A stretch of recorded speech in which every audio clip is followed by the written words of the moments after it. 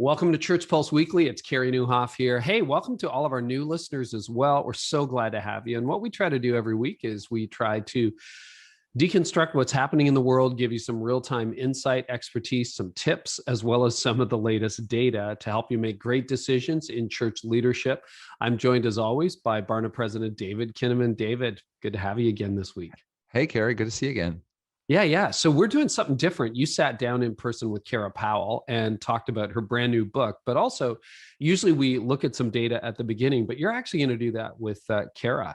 I've said for years, the two of you are some of my friends who actually have data, not just opinions. So Kara has her PhD. If you don't know who Kara Powell is, she is the chair of the Fuller Youth Institute and executive director there. She's named by Christianity Today as one of the top 50 women to watch, and she serves as a youth and family strategist for Orange and speaks regularly around the world at parenting and leadership conferences. So she's eminently qualified to talk about these things. Anything you want to say? Because we're spending the whole month of July really working on next gen issues. So anything you want to say before we get to your conversation with Kara, David? Well, two things. First, I think Kara Powell is just one of the most remarkable leaders that we have in the church today, and such a clear communicator, such a good thinker, such a good personal friend, and such. I've actually had dinner with her and her husband about maybe 60 days ago at their home in Pasadena, and their two girls were with us, and just the way that they, as a family, live out some of the principles they write about and think about. So that's number one, my high regard for Kara and her work. And then number two, we share a passion, she and I, about trying to help prepare the church for what's coming when it comes to the next generation. And my conviction is the church is sort of woefully unprepared for Generation Z. We were barely prepared for millennials, and now here come the generation after them called the Generation Z. And so our conversation ranges through all those things. My sit down with her that you'll get a chance to listen to here in a minute. But we're passionate together about preparing you as church leaders for this coming tsunami of change. The pandemic is unleashing some of that, but these are long-term trends in the making. And none of us have easy answers. None of us even have all the answers, much less, sort of a whole way of thinking about this. But at least you get a chance in our conversation to hear from one of the people who's both passionate about it and thinking about it and researching these things. And so we have a lot of shared passion to try to help you as Christian leaders really prepare yourself for what it's going to look like for effective holistic ministry to Generation Z. Yeah, on that note, Kara's next book, her new book, is called 3 Big Questions That Change Every Teenager, Making the Most of Your Conversation and Connections. It actually comes out next month in August, but you can probably get that for pre-order wherever. In fact, we have a order for you, or a bonus for you, I should say. If you visit 3 bigquestionsbook.com/churchpulse, that's 3bigquestionsbook.com/churchpulse. You can download a free chapter of 3 Big Questions. And we also have a special gift for podcast listeners, 40 conversation starters to help you better connect with teenagers. That I would have loved a decade ago. That would have been great. I tried so hard. Well, David, why don't we jump into your conversation with Kara Powell? Church Pulse Weekly listeners, I'm so grateful to be joined today by Kara Powell. And Kara is a longtime friend. She's the executive director of the Fuller Youth Institute, author of a variety of books. We'll be talking about one of her new ones coming up here in a little bit. But a lot of focused on the next generation, Sticky Faith, Growing Young, really great books that have helped to set, I think, the conversation for how the church engages the next generation. And so I've benefited. We've been sort of collaborators in trying to help awaken the church to the issues and concerns of the next generation. So welcome, Kara. Oh, thanks. It's great to be here, David. And I know you and I have these kinds of conversations regularly. So it's kind of fun to do it with microphones and get more people involved in the conversation. Yeah, absolutely. Well, to start out, I mean, we're both data people. We're both interested in trying to tell accurate descriptions of what's happening with this new generation. And before our interview, we had a chance to send you some of our Generation Z work, Generation Z Volume 2, and quoted some of your insights in that book. I'd love for you to start out with some of your big picture reactions. What was a stat or two in that project that really jumped out to you?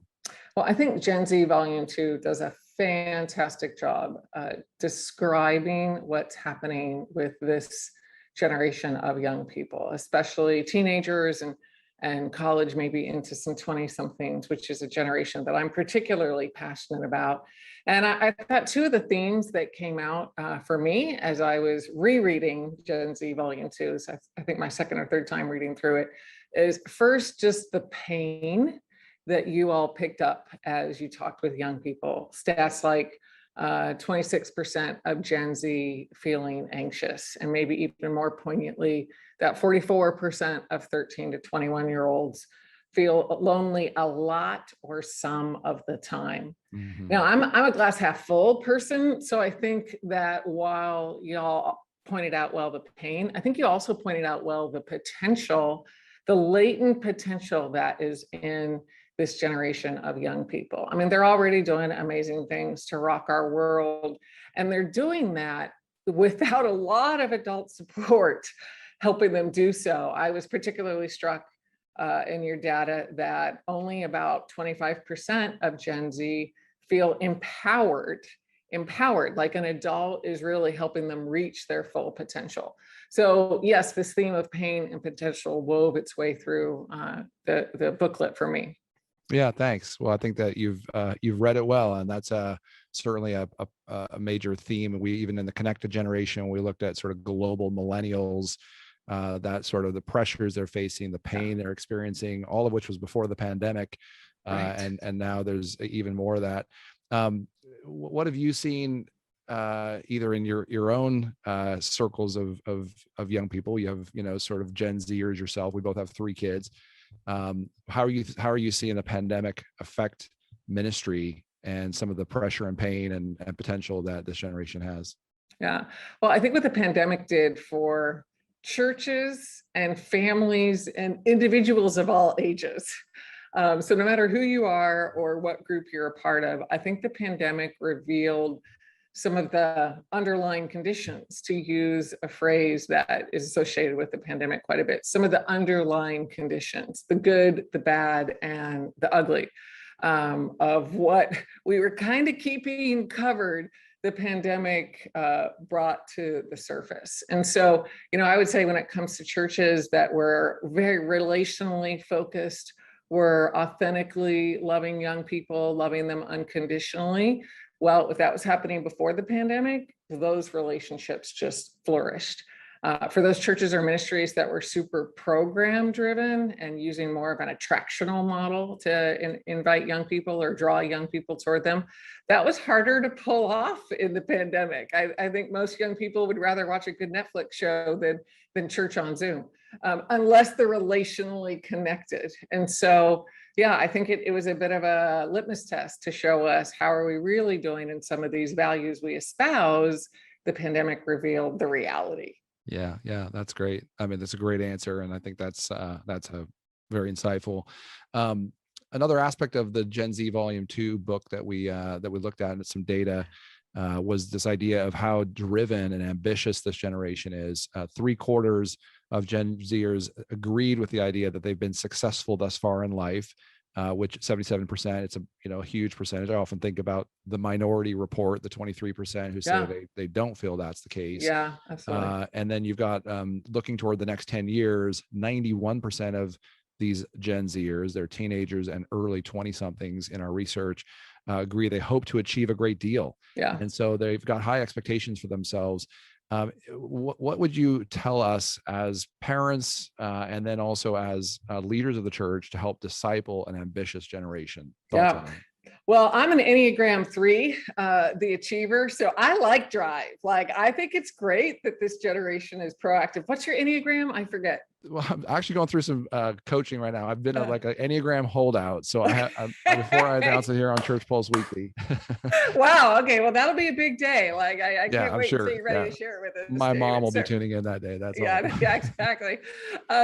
But, you know, I think it's wonderful that this generation wants to be involved in lofty goals.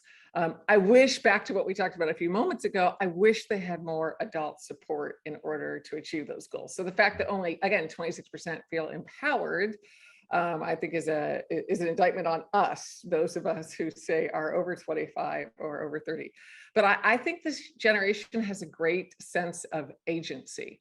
And sadly, so often when they come to the nearest church, the nearest parish, the nearest congregation, the nearest church plant, this generation's often told, okay, now just kind of sit and watch the adults. And so, no wonder that's not very attractive to young people. Montague Williams is a great youth ministry researcher at Point Loma Nazarene who has said that young people leave the church to find the church. And I think it's partly because we're not offering young people a compelling enough vision of what it means to be involved in seeing God's kingdom come on earth as it is in heaven. So again, which I think is a great opportunity for us, as depending on where you live, life is returning a bit more back to normal. How do we make sure that we're involving and really learning from young people and helping them flourish in using their gifts? You've got a new book coming out, and again, I mentioned at the top of the interview that you've been so helpful to so many people, including me. And as we think about parenting my 3 kids and how to think about sort of a framework for developing this sort of lasting, sustainable faith in young people. Tell us about your new book and sort of what went into it, and sort of what we're able to learn on the basis of your new project. Yeah, I love a good question. I mean, even a conversation like this, David, where you're asking me great questions. I love questions. And in many ways, young people are kind of walking bundles of questions. And so we wanted to spend a little bit more time understanding what are some of the more surface questions that young people are asking, but then more importantly, if we peel back a layer or two, what are the really deep questions that young people are asking?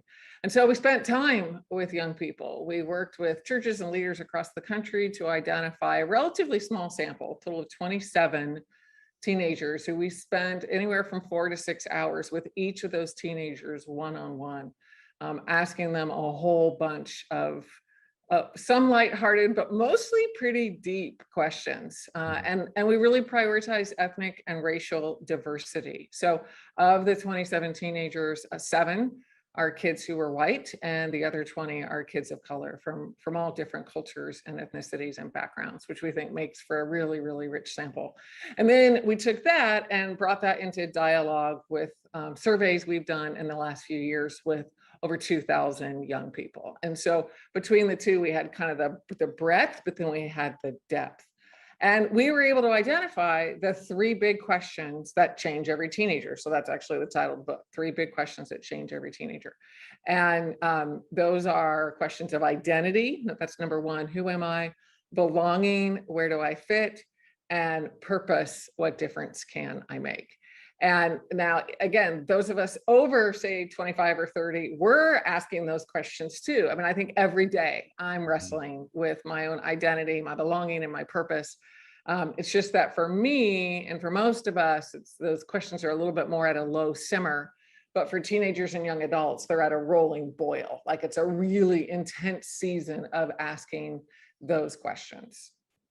How does social media and living in what I call, Mark Mallock and I call digital Babylon, affect the nature and sort of outcome, how those questions are asked and how they're answered?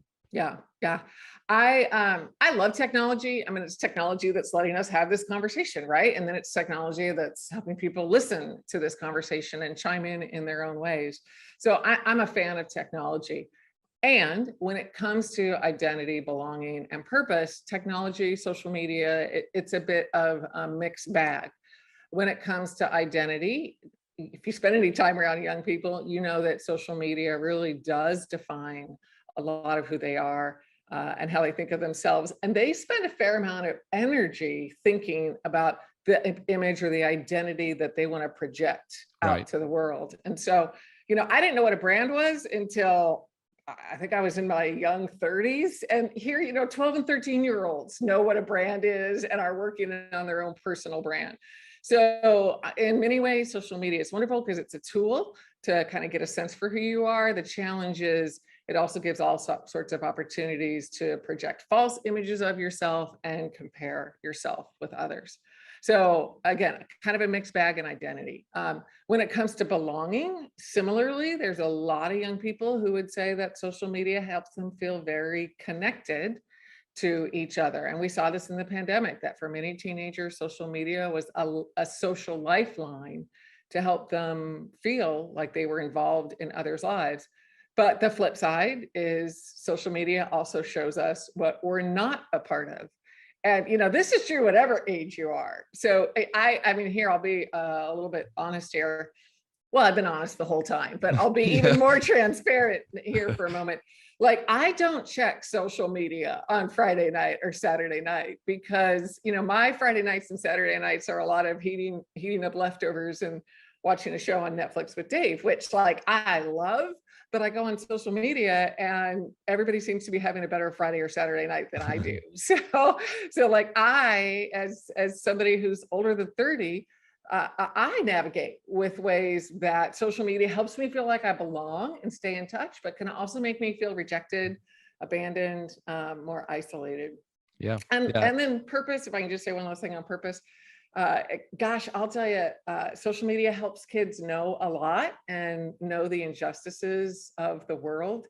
In fact, in 2020, when there was so much important discussion about racial justice, most nights at dinner, one of my first questions to our teenagers and our college-age son, who was home because of the pandemic, was, okay, so what did you see on social media today about race? And that would usually be half of our dinner conversation. I had a funny experience recently. It was 4th of July, and I walked out of the house. I hadn't seen my 15-year-old since I put on my outfit for church. And I walked out of the house, headed for church in an orange dress. And Jessica said, "Mom, nice job wearing orange." And I thought she was kind of being a little sarcastic because it was like a fairly bright orange dress, and I tend to wear more subdued colors. And so I said, "Yeah, well, I know this is kind of brighter than I normally wear." And she said, no, for 4th of July, it's on social media that if you wear orange, you're protesting for more equality for Black and Indigenous and people of color. And so, she said, so I was looking to try to find something orange and I couldn't find anything. And, I was laughing with some friends later, like I was protesting on accident, basically. I happened to be wearing orange. I'm glad I did because I want more equality for people of color. So I absolutely affirm that. And yet it was my 15-year-old who helped me understand I was actually protesting. Right. So they know so much, but then again, it's easy if you throw on #justice on something that you post, it can be easy to feel like you're doing something significant. You really might not be. So I think we need to help young people understand how to find more meaningful ways to be involved in justice. You said something very interesting a few minutes ago about your own insecurities about watching social media. And I'm here to say I have the same insecurities as I see other people successful in their work and their ministry. And, I think it's important for us just to stop and sort of pause for listeners that we're all working hard. Some people would look at you and say, you're the picture of success in your field, in your industry. And, so just that honest moment, I think, is so important for us, for listeners. The question I roll around in my head to ask you, and I've wrestled with this a lot, this idea of authenticity. Yeah. And, so in helping these three questions, roll through those three questions of identity. Identity, who am I? Belonging, where do I fit? And purpose, what difference can I make? So one thing we see so much in our research is this idea that the earnestness of ministry can wear very thin with this generation, that the more earnest, the more serious, the more you furrow your brow, you like talk in that tone, like even we're seeing a little bit of a reaction to the kind of emotionalism of worship. There should be an appropriate emotionalism, but sort of years later, sometimes months later, people will look back on a decision to follow Christ and say, I was emotionally manipulated by the fog machines and the lights. They're kind of like, if you don't, in other words, conversion needs to be, kind of mind, body, and soul and heart, not just the, sort of like intellect as well as sort of emotions. And so I'm wondering what you would advise on, in particular, those three questions and how to approach these sort of the ministry of asking and being there for authentic questions and answers how can we demonstrate that heart that we have, and not feel like, the salesman for Christianity, like there's some sort of hidden agenda in how we're going about doing that? Do you have any insights from your interviews or from your work about how to really build a bridge that matters to young people and not just to us? Yeah. Gosh, so many facets that I could respond to in that, David. You're asking a really important question. What came to mind as you were talking was what you pointed out a few minutes ago about our discussion, that there was something poignant when I talked about my own struggles. And when it comes to questions of identity, belonging, and purpose, as we want to help young people understand that Jesus offers the best answers to those questions. As I say all the time to my kids, to the point that they've almost started rolling their eyes when I say it, only Jesus satisfies. That Jesus's answers are by far the best. All other answers fall short. And so as we want young people to embrace those answers, I think the road toward them embracing those answers is a lot smoother if we've shared our own struggle in embracing those answers. And even if we can pick out which of those questions, identity, belonging, purpose, is most heated for that young person at that moment. So of the three questions, I definitely struggled the most with identity and who I am, and feeling like I'm not enough. And I don't usually feel that way at work in my ministry role. I normally feel that way more as a mom and as a wife. And that's part of why it's hard to look at social media on Friday and Saturday night. It's because, like, when you were talking about other people being more successful than you, and that's hard on social media, that actually doesn't bother me. For me, it's other people having more meaningful time with their family on a Friday or a Saturday night. That's what more triggers my insecurity. So even with my identity insecurity, there's some areas of my life where I feel it more and some where I don't. And so, much of my faith formation journey is revolves around this theme for my identity, that Jesus makes me enough, that Jesus makes me more than enough. And so if and when I'm talking to a young person who I feel like is going through identity struggles, then the more that I can talk about how I can relate to not feeling enough. And boy, did kids tell us this. They didn't feel smart enough, athletic enough, popular enough. For kids of color especially, they didn't feel Black enough or Latino enough as they're navigating multiple worlds here in the US. And for me to be able to look in the eye and say, boy, I relate to that too. There's so many days I don't feel like I'm a good enough mom. And then Jesus comes and reminds me that he's made me more than enough.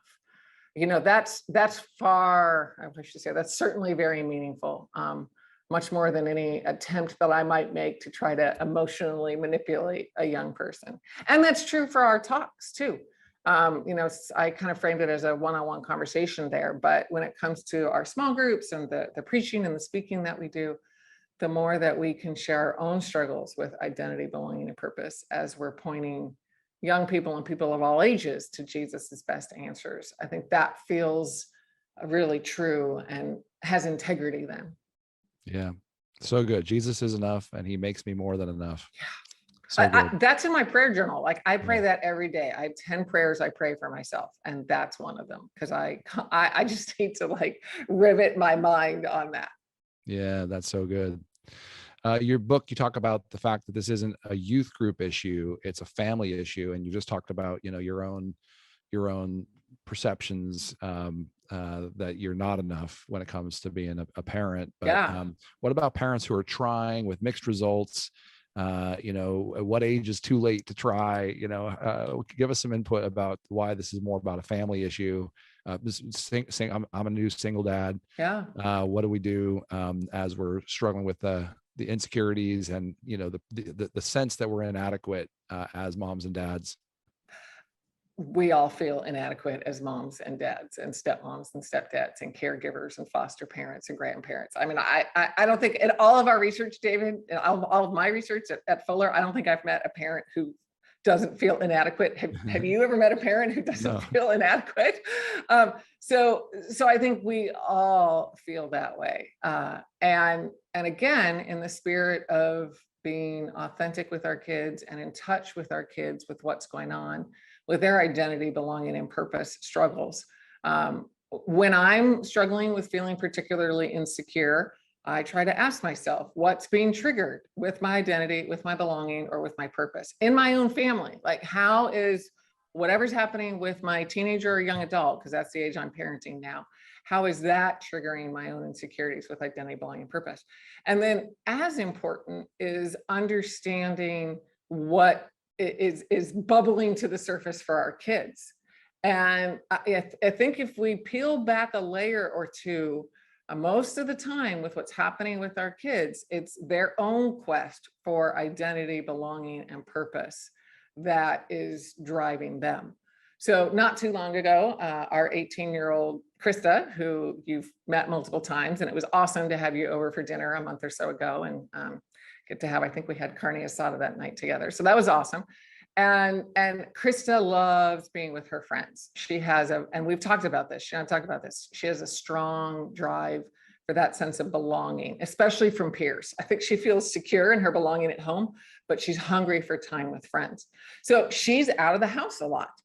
Now, I'm somebody who struggles with feeling like I'm not a good enough mom because of my identity struggles. And here my daughter is out of the house a lot. How do you think that goes together? The answer is not very well, because as she's out of the house, I feel like, oh, if I was really a better mom and she would want to be with me, and I must not be a very good mom because she's out all the time, et cetera. And so then Dave and I come in and then we try to encourage her, or sometimes make her be at home more, which threatens the belonging that she's hungry for. So she and I have come to terms with this, like her need for belonging and my insecurities with identity, that can just escalate really, really quickly. And so, I need to know, okay, she's got this hunger for belonging. How do I make sure that my own insecurities, my own struggle with identity don't interfere with a fairly normal quest in adolescence for belonging? And how do I really support her in this quest for belonging instead of threaten her? So it takes a lot of mindfulness, honestly, both for ourselves and for our kids, to figure out what are we looking for, to how are we trying to feel better about our purpose, our relationships, or who we fundamentally are. And then we can, I think, make wiser choices.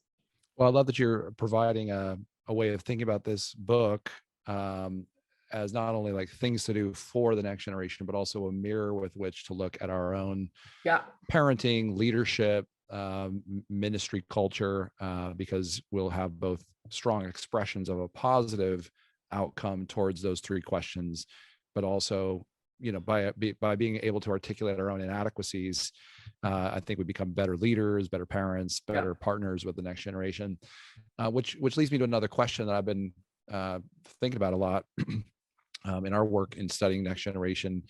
I think this idea of disappointment, disillusionment with leaders, with parents, but especially in the church setting, where it feels like in North America we have this real emphasis on trying to be perfect leaders, try to hit every note, try to be the best at program or preaching or whatever it is that we feel we're called to do. And by all means, we should do excellent work and excellent ministry.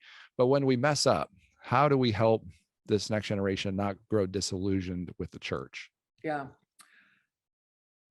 One of the themes in our research with amazing leaders and amazing parents is they were quick to apologize. I remember we were doing some research on exemplar parents in particular, and we had done exemplar, dozens of what's exemplar parents? What? Exemplary parents who were nominated by their church. Yeah, thanks, David. I hate it when I use more technical terms, so don't let me get away with it. So parents who are nominated by their church as parents worth studying. Basically, there's something exemplary about them, and in particular in the way that they're connecting with their young person, with their teenager relationally, and helping instill a family faith. So that's what we were looking at, those kinds of parents. Amazing parents. And we had done dozens of interviews. And I remember it was my time to call a dad who was in the Midwest, upper Midwest. And I called him and I said, so it's now a good time to do our hour-long interview. And he said, well, I don't know. I've had to apologize to each of my 3 children in the last 48 hours. I really don't think you should be talking to me. And again, we had done dozens of interviews by then, so I'd seen this theme of apologizing. And I said to him, "Oh, that's exactly why we want to talk to you." So I think there's something about an apology, whether it's in our personal relationships or our professional relationships, that releases Jesus's forgiveness and helps us be reconciled to each other. Just yesterday, I was in a meeting with about 7 colleagues, and 7 very racially and ethnically diverse colleagues. And I realized that I had misunderstood something as a white person. I think it was largely some of my white biases that caused me to misunderstand something. And that it was tainting how I was facilitating the meeting. I was the leader of the meeting. And so I just stopped and said, folks, I'm really sorry. I'm realizing that I misunderstood something, and I think it was my white background that caused me to not understand some of what you had tried to say earlier, and so I'm just really sorry. Please forgive me. And again, this was just yesterday, and a few of them said, "Wow, Kara, thanks a lot." And then we were able to move on in new depth as colleagues together. So whether it's with our kids or stepkids or people we're leading. Apologizing doesn't push us away from each other. It draws us closer to each other. And we found in our research that the more leaders paint a healthy and realistic picture of what young people can expect of them, like, hey, I'm not going to get all this right. Yeah, and that's good. we are very likely to disappoint you. And so part of following Jesus means working within the imperfections of the body of Christ, so that there was a whole different rubric of grace, forgiveness. Like, we're not trying to reach some sort of artificial perfection, some utopia in the church. It's the one place you can be accepted and forgiven when you do mess up, and that's going to include the leaders, but sort of almost like inoculating people against disappointment and disillusionment, trying to, what can we do to help tell you we're not going to be perfect, and to reiterate that over and over.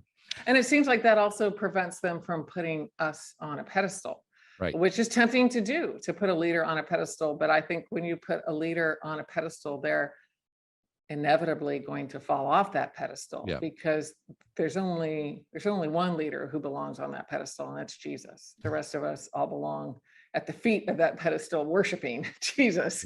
And so I love what you're saying, kind of preemptively talking about our own frailty, our own problems, but that there is one, one who is perfect. And that's who we ultimately want you to lean on, not us as human leaders. And it's not a false humility or a sense of, sort of self-flagellation. I will never get anything right. There is this real sense of like the Imago Dei, the fact that we're created in God's image. We're going to do some things that are really in consonance with what God wants us to do in the world. And, out of our giftedness, we can minister, but also out of our weakness, we can minister. So it's good stuff. Teenagers have a lot of places now, as we said earlier, to get information about the world. This sort of digital Babylon. Google has become the sex educator and the teacher and the BFF, and sort of like our phones we have a relationship with our phones. I heard my friend Wade Landers said this, that cell phones are the closest thing that human beings have invented to the work of the Holy Spirit, sort of our ever-present help in time of trouble. That's a little scary and accurate. Right. Wow. Right. It's like our conscience in our pocket, our all of the things. It's the work of the Holy Spirit and maybe the work of the devil as well. But so how can the church meet this digital moment? These questions you're outlining, how do we allow for the fact that good information can be accessed through screens, but there's also these questions, and like how reliable and how much wisdom is available through what we find on our phones? Thoughts about these 3 questions in a digital age? A friend of mine who leads a national ministry was talking to a teenager recently, and that teenager said, "I wish the church would stop giving me answers to questions I'm not asking." That might be the quote from a teenager I've thought about more than any other in the last year. I wish the church would stop giving me answers to questions I'm not asking. And so, when it comes to looking at young people's habits using technology, I think we can learn a lot about what they're really asking. when it comes to identity, belonging, and purpose, which are the questions beneath the questions. But the good news is we don't just have to try to figure it out on our own. We can actually talk to young people. Yeah, we could actually take a young person, in using the safety protocols that are absolutely important, but we can have a dialogue with a young person in person, by Zoom, over the phone, over coffee, over frozen yogurt, whatever it might be. And we can find out more about what are the losses and the longings that propel them and that keep them up at night. And how are those connected to identity, belonging, and purpose? And how can our ministry be a place where young people find Jesus's answers to those pressing questions? So, I mean, this sounds really rudimentary, but I hope every leader asks young people a lot of questions, and not barraging them a Sunday morning after church necessarily while you're in the middle of your church lobby, but in a thoughtful, meaningful, hey, I'd really like to understand you better.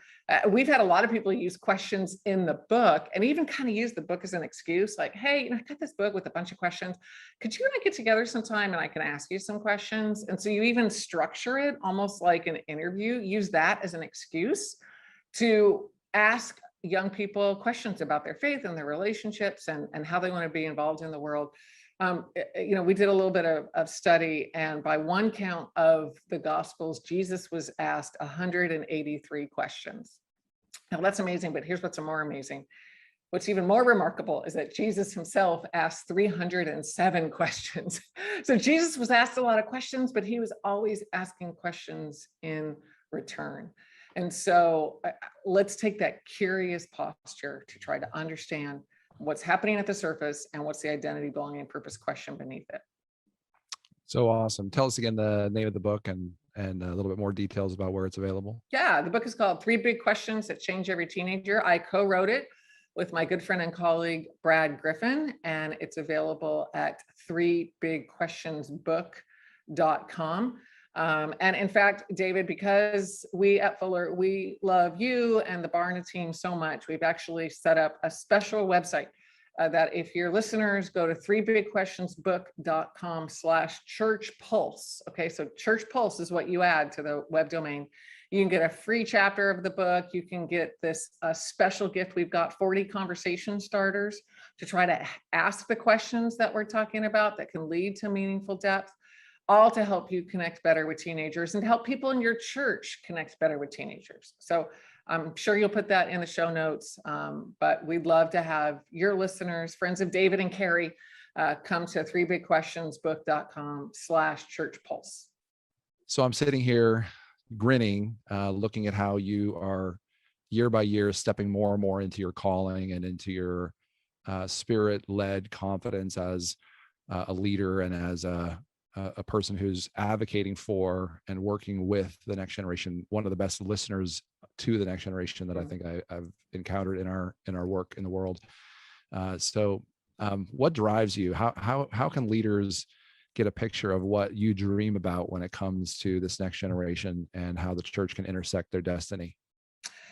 Maybe I can tell a story about a recent conversation I had with one of my daughters, and I haven't asked permission to tell the story here, so I won't tell you which one, but it was one of my daughters.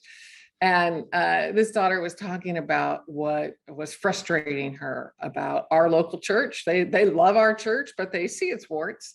And so she was talking about what's frustrating her about our local church as well as churches in general. And I said, well, we really need you to lead the church forward. We need you and your generation to help the church love Jesus and our world better. And she said, well, I'm just going to have to wait. We're going to have to wait for all the old people to die off. And we were driving and I almost pulled the car over and stopped the car because I said, no. You cannot wait for the old people to die off. We need you now to be the church and to show us new ways to love God, to love our neighbor, and to love ourselves. We need you to chart new courses, new dreams, new imaginations for the church. And ideally that's the generations working together. But I'll tell you, if I had to choose just one generation to cast a future vision for the church, I think I would skew young. ideally we're working together, but there's a special prophetic role of our young people that we have the privilege and the honor of listening to. So good. Kara Powell, thanks so much for joining us here on Church Pulse Weekly. And listeners, I hope you go check out the book, 3 Big Questions that Change Every Teenager. It'll be coming out in August. Get a copy and check it out. Thanks again for joining us, Kara. Well, David, that's fascinating. I always think when you get 2 leaders like yourself and Kara in the room, it's never dull. It's always informed. It's not just opinions. So thanks for going through the data and helping us get a sneak peek into what feels like a constantly changing puzzle. I remember talking about Gen Z when it was like, oh, they're in college now, or they're in high school now, and now they're in the workforce, and things are changing quickly. Yeah, they are. And our mission at Barna is to try to help keep you prepared and ready and informed. We have 2 volumes on Generation Z, the Gen Z sort of book, and then also Gen Z Volume 2. We've been researching them for the last 4 or 5 years now. Encourage leaders to pick that up. Generation Z, Volume 1, Volume 2, the great books that'll help you understand their attitudes towards gender, their attitudes towards church, towards truth, towards peer relationships. They're very driven generations, so their ambition is off the charts, and you can learn more about that at those 2 reports that Barna offers. And if you're interested, you can actually get all that in our Access subscription, Barna Access Plus. You can get both those volumes plus all the PowerPoint slides, free training. All that's available at Barna Access. So I'd encourage people to subscribe if you haven't already. So go to barnaaccess.com, and remember, Kara's made a special offer available to you as a podcast listener. If you go to 3 bigquestionsbook.com/churchpulse, you can get a free chapter of 3 Big Questions and a free gift, 40 conversation starters to help you better connect with teenagers. That's available at 3bigquestionsbook.com/churchpulse. It is Next Gen month here on the podcast, so we'll be back with a fresh episode next time. Thank you so much for listening. If you haven't subscribed yet or shared it with your friends, please do so and let us know how or in what ways this is making a difference. And we'll catch you